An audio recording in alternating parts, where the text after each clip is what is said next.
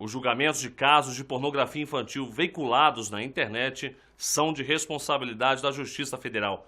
O entendimento é do TRF da Primeira Região. Os detalhes com a repórter Gisele Mourão.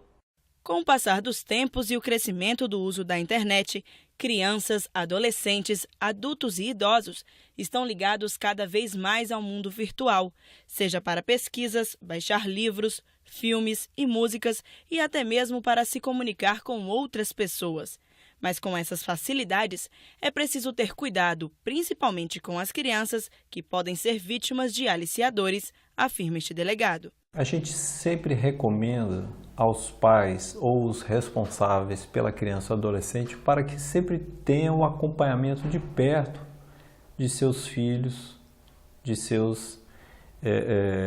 das suas crianças e adolescentes. Esse acompanhamento deve ser sempre de perto porque muitas vezes o autor desses crimes ele é um próprio familiar. Muitas vezes, aquela pessoa que não geraria suspeita é o autor do crime.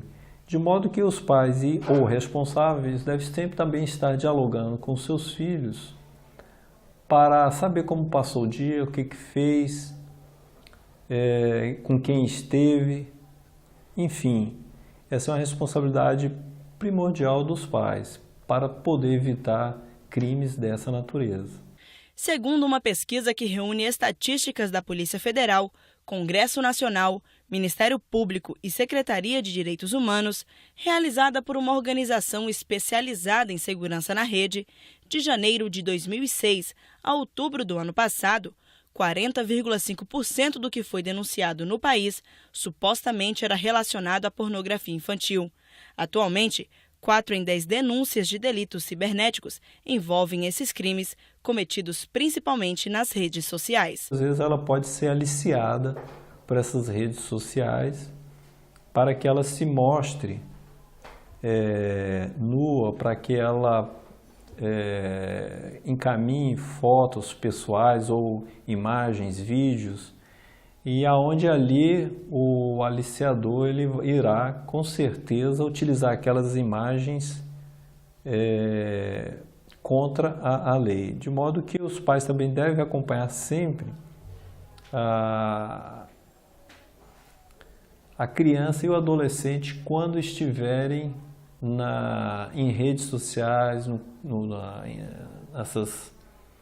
nessas redes de informática.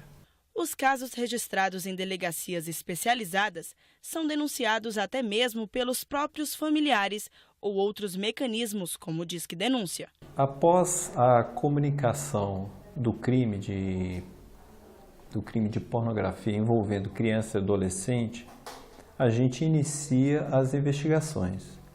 Essa comunicação ela se dá de vários modos. Temos aí vários caminhos. Ela pode ser oriunda do Disque 100, que é um programa do governo federal. Pode decorrer de uma denúncia do Conselho Tutelar, do nosso Disque Denúncia, que é o 197, bem como também do próprio familiar que comparece aqui à delegacia ou de algum responsável e registra a ocorrência denunciando esse ou aquele autor de crime contra criança ou adolescente. Um caso de pornografia infantil chegou à Justiça Federal. A dúvida era qual esfera judicial seria competente para julgar o processo.